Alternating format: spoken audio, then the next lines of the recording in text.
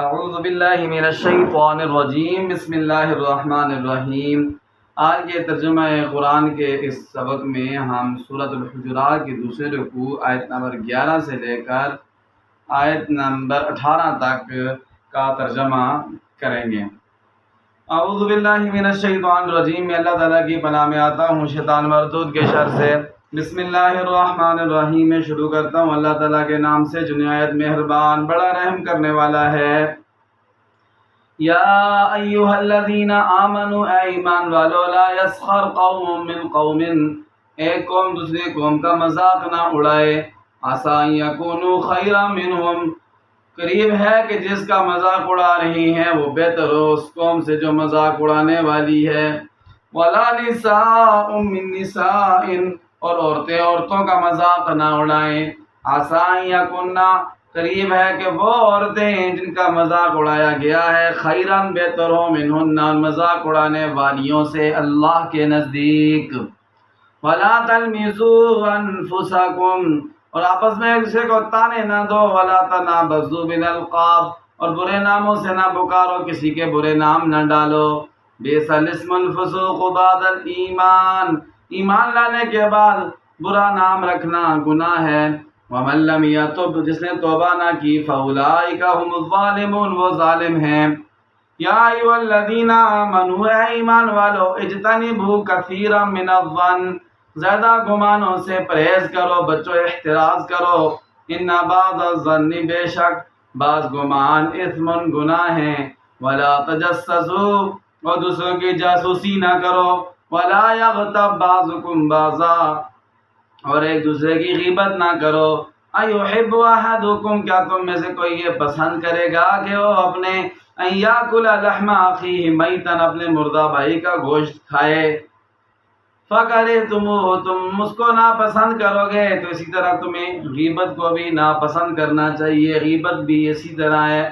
ان اللہ تواب، بے شک اللہ تعالیٰ بہت زیادہ توبہ قبول کرنے والے، رحیم، مہربان ہیں۔ اگر پہلے تم نے غیبتیں کی ہیں، نام ڈالے ہیں اور برے ناموں سے پکارا ہے، مذاق اڑایا کسی کا، توبہ کر لو۔ اللہ تعالیٰ توبہ قبول کرنے والے، رحیم، مہربان ہیں۔ یا ایھا الناس، اے لوگو، انا خلقناکم من ذکر و انثی، ہم نے تم کو ایک مذکر اور ایک مؤنث سے پیدا کیا، حضرت آدم علیہ السلام اور اماں حوا سے پیدا کیا۔ وجعلناکم شعوبا، اور ہم نے تمہاری قومیں بنائی، وقبائل، اور قبیلے بنائے۔ لتعارفوا، کس کے لیے؟ فخر کے لیے، غرور کے لیے نہیں، فرمایا صرف پہچان کے لیے۔ ان اکرمکم، بے شک تم میں سب سے زیادہ عزت والا، عند اللہ، اللہ کے نزدیک، اتقاکم، وہ ہے جو تم میں سب سے بڑا پرہیزگار ہے۔